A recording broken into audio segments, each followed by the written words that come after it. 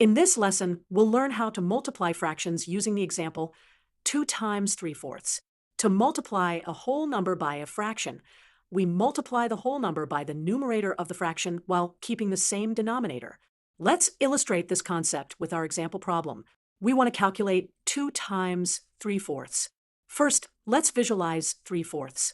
We'll divide a whole into 4 equal parts, and then shade 3 of those parts to represent 3/4. Now, let's multiply 3/4 by 2. This means we want 2 copies of 3/4. Here's what it looks like with our visual representation. Adding these 2 copies of shaded areas, we get a total of 6 parts, each representing 1/4. Therefore, we have 6/4 as our result. Finally, let's simplify 6/4.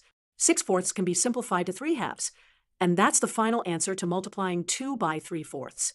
Today, we learned how to multiply a whole number by a fraction visually and algebraically. We worked step by step to multiply 2 times 3/4 by visualization and calculated the result to be 3/2.